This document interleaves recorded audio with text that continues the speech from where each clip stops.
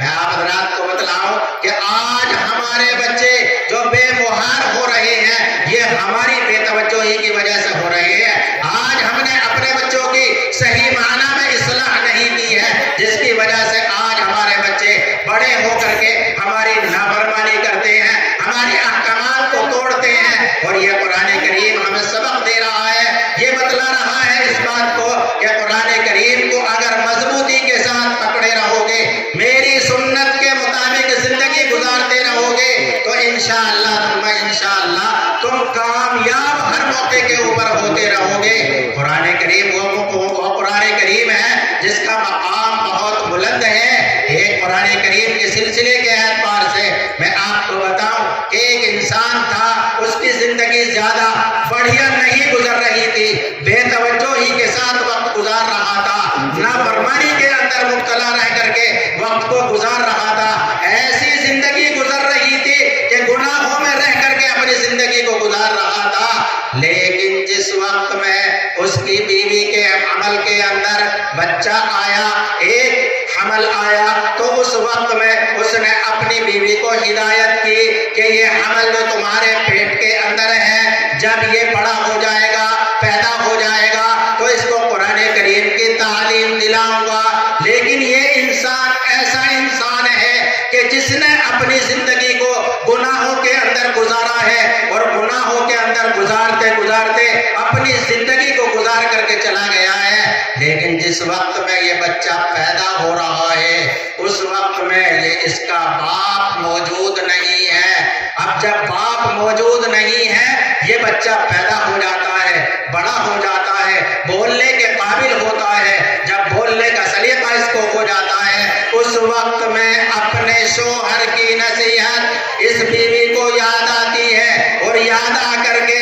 وہ اپنے بچے سے یہ کہتی ہے کہ تمہارے والد یہ نصیحت کر کے گئے تھے کہ جب تم بولنے کے قابل ہو جاؤ اس وقت میں تمہاری دینی تعلیم کا صحیح نظم کیا جائے۔ قرآن کریم کو پڑھانے کے لیے تو وہ اب ماں کو جب نصیحت یاد آئی تو ماں اس نصیحت کے مطابق قاری عبد الناصر صاحب کے پاس اس بچے کو لے کر کے آئی، اور لے کر کے آ کر کے کہنے لگی کہ اس کے باپ کی زندگی کا حال یہ تھا کہ گناہوں میں رہ کر کے مبتلا ہو کر کے اس نے وقت گزارا تھا، گناہوں کی زندگی گزار کر کے گیا تھا، آخری وقت میں اس کا یہ حال ہوا ہے کہ جب یہ بچہ پیدا ہوگا، ہونے کے حمل کے اندر ہے، اس وقت میں اس نے مجھے یہ نصیحت کی تھی، اس نصیحت پر عمل کرنے کی وجہ سے میں آپ کے پاس لے کر کے آئی ہوں۔ وہ قبر میں چلا گیا، اس کو عذاب قبر ہو رہا ہے، عذاب کے اندر مبتلا ہے، عذاب فرشتے اس کو دے رہے ہیں۔ اب یہ بچہ ہے اپنی تتلائی ہوئی زبان سے اللہ کو رحمان اور رحیم پکار رہا ہے۔ جب قاری عبد الناصر صاحب نے اس کو پڑھوایا، اعوذ باللہ من الشیطان الرجیم، بسم اللہ الرحمن الرحیم، اللہ کی رحمت جوش میں آتی ہے، اور اللہ کی رحمت جوش میں آ کر کے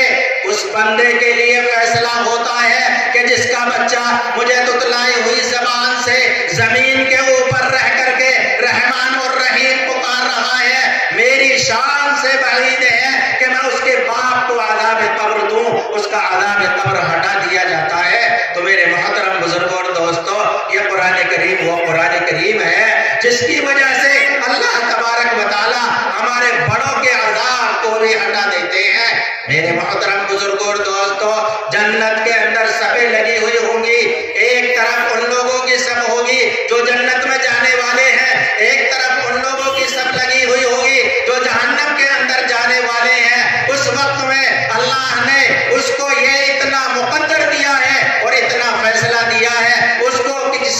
جس نے حفظ قرآن کریم کر لیا ہے، اللہ فرمائیں گے اور یہ کہیں گے کہ جہنم والی صف جو لگی ہوئی ہے وہاں تم چلے جاؤ، اور ان میں سے اپنے آباء و اجداد میں سے، اپنے رشتہ داروں میں سے، اپنے متعلقین میں سے 10 ایسے آدمیوں کو نکال کر کے لے آؤ اور لے جا کر کے ان کو جنت کے اندر داخل کر دو۔ میرے محترم بزرگوں اور دوستوں، یہ قرآن کریم وہ قرآن کریم ہے جس کی وجہ سے اللہ تبارک و تعالی ہمارے لیے رحمت کے فیصلے فرماتے ہیں۔ اب یہ قرآن کریم سیکھنے کے لیے ہماری ذمہ داری ہے کہ ہم اپنے بچوں کے ماحول کو بنانے کی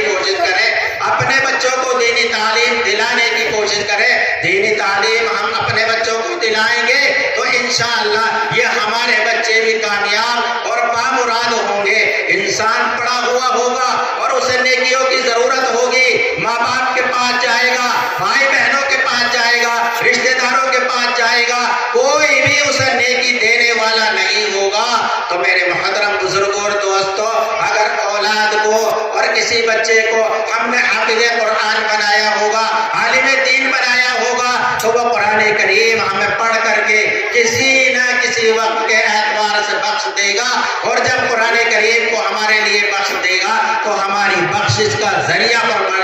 फरमाया जाएगा। मेरे मोहतरम माए बहनें भी होंगी, तो हमारी इस जिम्मेदारी को निभाएं कि हमारी तुम्हारी गोद के अंदर जो बच्चे पलने वाले हैं, उन बच्चों की सही तरबियत आपकी जिम्मेदारी है। अगर आपने उस जिम्मेदारी को निभाया होगा तो आपके बच्चे कल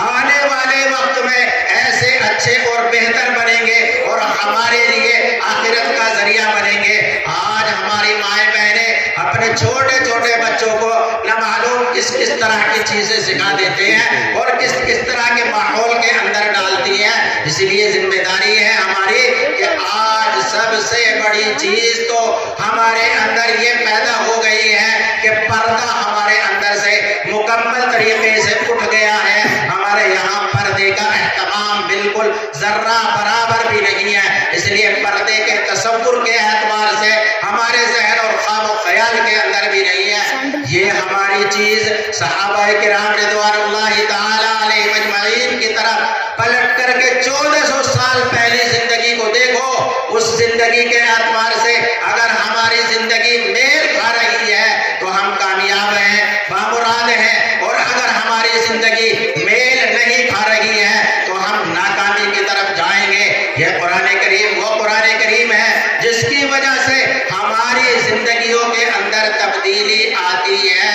अल्लाह तबारक व तआला के रसूल सल्लल्लाहु तआला अलैहि वसल्लम ने इरशाद फरमाया है कि इंसान गुनाह करता है और गुनाहों में मुब्तला रह करके वो अपने गुनाहों की जिंदगी गुजारता है और अपनी जिंदगी को इस आलम के अंदर पहुंचा देता है कि गोया के तौबा की भी उसे तौफीक नहीं होती है। लेकिन अगर अल्लाह के सामने वो रो करके गिड़गिड़ा करके तौबा कर ले तो तौबा कर लेने के बाद अल्लाह उसको माफ फरमा देते हैं, अल्लाह उसको बख्श देते हैं। बनी इसराइल का एक वाक़या अल्लाह के नबी अलैहिस्सलातु वस्सलाम ने इरशाद फरमाया सहाबा किराम रिज़वानुल्लाहि ताला अलैहिम अजमईन के सामने में कि अल्लाह के नबी अलैहिस्सलातु वस्सलाम की मजलिस में सहाबा बैठे हुए हैं। बैठे हुए होने के वक्त में एक शख्स की जिंदगी ऐसी है कि उसने इतने सारे कत्ल कर दिए। वो एक इमाम साहब के पास पहुंचा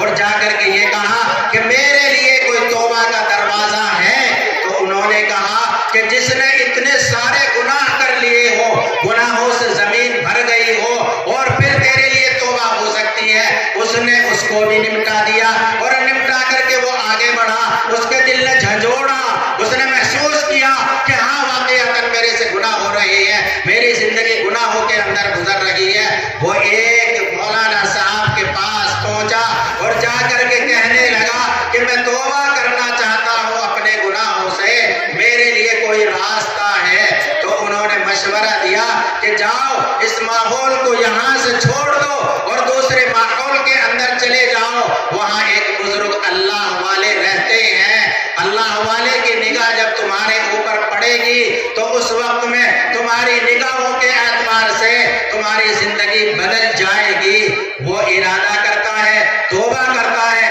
तौबा कर लेने के बाद उस बस्ती की तरफ जाता है। उस बस्ती की तरफ जब वो जाता है तो जाने के वक्त में ये चीज इस एतबार से है,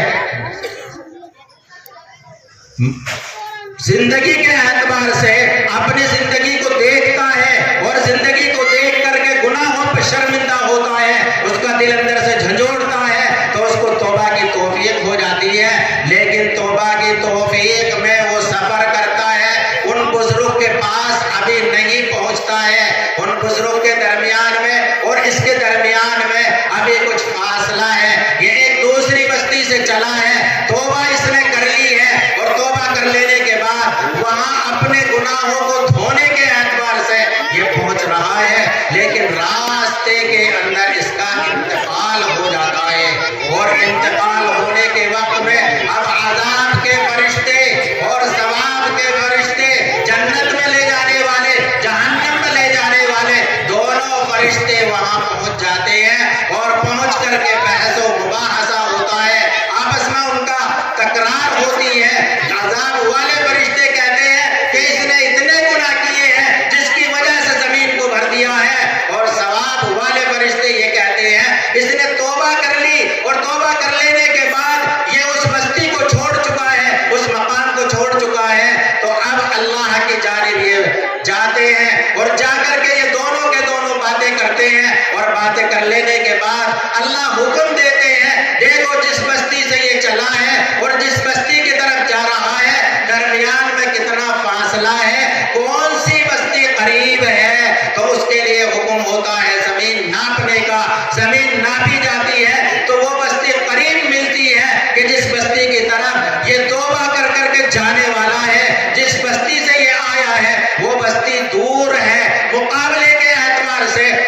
اتنی قریب ہے تو اللہ تبارک و تعالیٰ اس کے لیے حکم دیتے ہیں کہ جاؤ اسے ثواب والے فرشتے جنت والے فرشتے لے کر کے آؤ اور اس کو جنت کے اندر داخل کر دو. یہ توبہ کا معاملہ ہے. اللہ کے نبی علیہ الصلوۃ والسلام نے ارشاد فرمایا التائب من الذنب کمن لا ذنب له.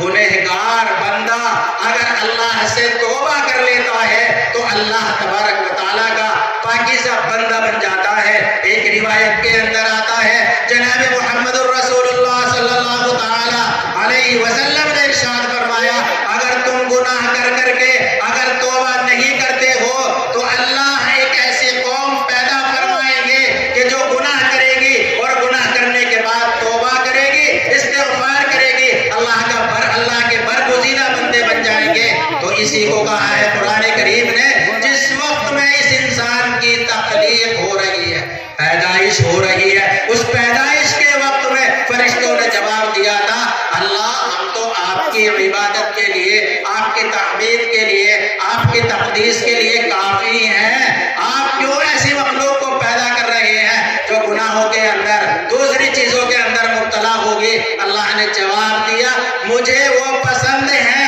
ان کی ضرورت کے اعتبار سے جو اپنی ضرورتوں کو دنیا کے اعتبار سے پوری کریں گے اور میری عبادت کے اندر مشغول ہوں گے اور ان کو شیطان بہکانے والا نہیں ہوگا الا عبادک منہم المخلصین. تو میرے محترم بزرگوں اور دوستوں ایک ذمہ داری تو آپ حضرات کی یہ ہے کہ آپ اپنے بچوں کو دینی تعلیم دلائیں قرآن کریم پڑھوائیں قرآن کریم سکھوائیں. ہر بچہ ہمارا قرآن کریم پڑھنے والا ہو. دوسرے یہ کہ جو ہم نے گناہ کر رکھے ہیں ان گناہوں سے توبہ و استغفار کرے گناہوں پہ شرمندہ ہو اور شرمندہ ہو کر کے ہم اللہ کے برگزیدہ بندے بن جائیں. اللہ مجھے